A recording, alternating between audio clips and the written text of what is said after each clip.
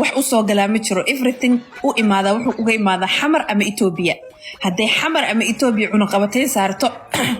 wax allaali wax kale maanta cunayaan ma jirto baahi bay u dhimanayaan dhaqaalaha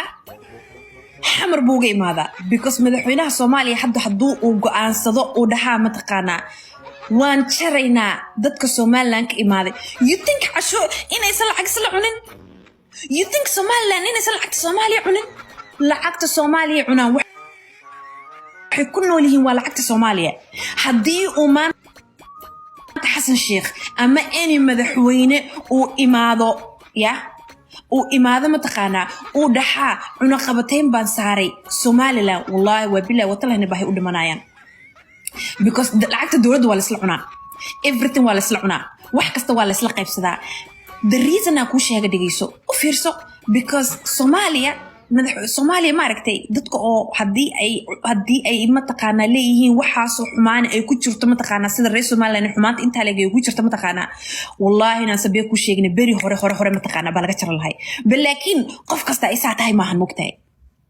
qof kasta ay sidaa tahay maahan qof kasta ay saa ka filanayso maahan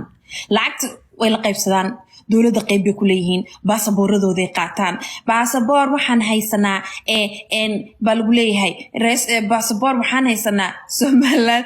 baasaboorka Somaliland horta la sheegi jiray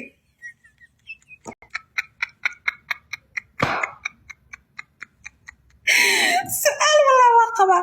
baasaboorkaas la sheegi jiray baan la yaabanahay aniga saaka wallahi reer qabiil ma afaaraha qabiilka ma dhaxgalo bas saaka waxa dhiiga igu kariyay wax kala maahan gabdho masaakiina